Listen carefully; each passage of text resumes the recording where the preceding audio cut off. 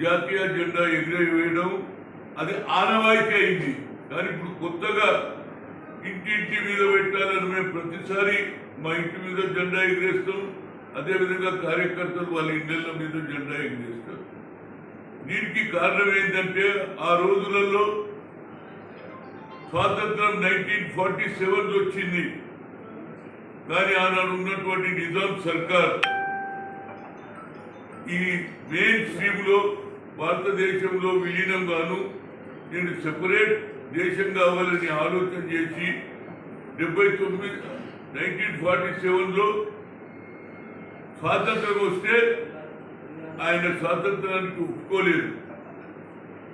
కానీ తెలంగాణలో ఆనాడు ఉన్నటువంటి పరిస్థితుల్లో నిజాం స్టేట్లో ఎవరు కూడా భయపడి ఆనాడు సాయుధ పోరాటం అని కొందరన్నారు.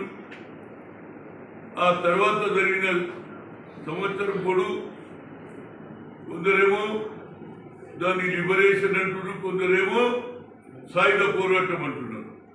కానీ వల్లాల్ అనే గ్రామం శాలిగౌరవరం మండలం తుంగతుర్తి అనే అసెంబ్లీ సెగ్మెంట్ లో సూర్యాపేట జిల్లాలో ఒక వింత జరిగింది. వింత ఏమిటంటే 1947లో స్వాతంత్ర్యం వస్తే జెండా ఎవరు ఎగిరేయలేదు అని విద్యార్థులు 1948లో వల్లాల్ అనే గ్రామంలో ఒక స్కూల్ ఉన్నది.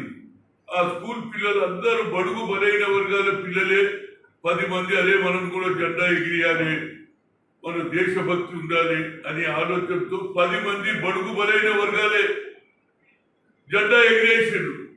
ఇది తెలుసుకున్నటువంటి ఆనాడు ఉన్నటువంటి నిజాం పోలీసు అది రజాకర్లా పోలీసా తెలియదు కానీ గుర్రాల మీద వచ్చి 6గురిని స్కూల్లో షూట్ చేసి చంపేశారు. మిగతా 4గురిని ఊళ్ళల్లో దేవులాడి వాళ్ళని కూడా చంపేశారు. ఈ సంగతి ఎవరికి తెలియదు. గతం 2 years కింద నేను ఒక ప్రాంతానికి వెళ్తే ఒక పెద్ద మనిషి చెప్పిండు, అయ్యా ఈ వల్లాలలో ఒక వింత జరిగింది, 10 మందిని చంపేసిందంటే తెలుసుకొని ఆ స్కూల్కు పోయినా ఆ ప్రాంతం చూసిన ఏడ చంపిను ఏడ శవాలు అన్ని చూశారు. నాకు ఒక ఆలోచన వచ్చింది, అరే దేశభక్తి అంటే అప్పటి నుంచే ఉన్నది. స్వాతంత్రం దేశభక్తి సెల్ఫ్ రెస్పెక్ట్ లో ఉండాలని ఆలోచన చేసిన 10 పిల్లలు ఆ స్కూల్ పోయి తెలుసుకొని ఆ తర్వాత కంటిన్యూస్ గా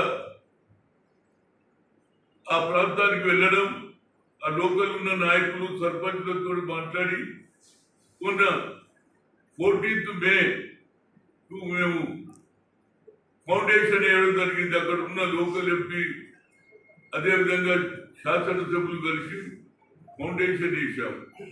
ఇవాళ 79వ స్వాతంత్ర దిన సందర్భంలో నేను ముఖ్యమంత్రి గారిని అదేవిధంగా పిసిసి ప్రెసిడెంట్ కూడా కోరడం జరిగింది. ఎందుకంటే 20 నాడు రాజీవ్ గాంధీ జన్మదినం తర్వాత, ఎందుకంటే మహేష్ కుమార్ గౌడ్ మీనాక్షి నటరాజన్ గారు 24 నుంచి మళ్ళా వాళ్ళ పాదయాత్ర ఉంది కాబట్టి ఈ లోపల 22 కానీ 23 కానీ మహేష్ ఇప్పుడే మాట్లాడిన తప్పనిసరిగా ముఖ్యమంత్రి కూడా లెటర్ రాశాను, అదేవిధంగా మీనాక్షికి రాశాను, మీనాక్షి నటరాజన్ రాశాను. కానీ హనుమంతరావు నేను రాలేను అని ఆమె చెప్పడం జరిగింది. కాబట్టి ముఖ్యమంత్రి గారు వస్తే పిసిసి ప్రెసిడెంట్ వస్తే ఓ వాతావరణం ఏర్పడుతుంది. ఎందుకంటే అక్కడ ఉన్న మినిస్టర్లు ఉత్తమ్ కుమార్ రెడ్డి గారు కానీ కోమటిరెడ్డి వెంకటరెడ్డి గారు కానీ శాసనసభ్యులు అందరూ కూడా దానికి రావాలని కోరుతున్నాం. ఎందుకంటే ఇది దేశభక్తి అనేది ఆనాడే ఉన్నది.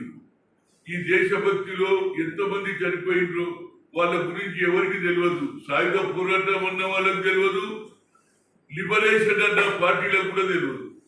కనుక దీన్ని ముఖ్యమంత్రి గారు వచ్చి అదేవిధంగా పిసిసి ప్రెసిడెంట్ రావాలని కోరుతున్నా. నేను మళ్ళా ముఖ్యమంత్రి గారిని కూడా పర్సనల్ గా కలుస్తాను. ఎందుకంటే ఇది ఒక హిస్టరీ. 10 మంది ఆ రోజుల్లోనే దేశభక్తి ఉన్నదని స్టూడెంట్స్ జెండా ఎగిరేసిండ్రు. అక్కడ నేను ఈ 5-6 నెలల లోపల స్తూపం తయారైంది. ఆ స్తూపం మీదనే పర్మనెంట్ జెండా, జాతీయ జెండా ఆ స్కూల్లో పెట్టాలనేది తయారు చేశాను. రేపే పోయి మళ్ళొకసారి చూసి ముఖ్యమంత్రి గారిని అదేవిధంగా పిసిసి ప్రెసిడెంట్ రిక్వెస్ట్ చేస్తున్నా. ఇది వస్తే ఒక నేషనల్ ఇంట్రెస్ట్, ఇది ఎవరు గుర్తించలే వాళ్ళను. అందుగురించి ఆ 10 మంది కుటుంబాలకు సరి అయిన న్యాయం జరగాలని, అదేవిధంగా ఆ కుటుంబంలో ఉన్న వారికి 2 బెడ్రూమ్ కూడా ఇవ్వడానికి నేను శ్రీనివాస్ రెడ్డి గారిని కోరుతాను, అదేవిధంగా ముఖ్యమంత్రిని కోరుతాను. ఎందుకంటే సాక్రిఫైస్ అనేది అప్పటి నుంచే ఉన్నది. కానీ ఇవాళ కొందరు కొత్తగా ఎన్ని జెండాలు ఎక్కించులో తెలియదు. ఎప్పుడు కూడా అక్కడ ఉన్నటువంటి వారికి ఈ సంగతి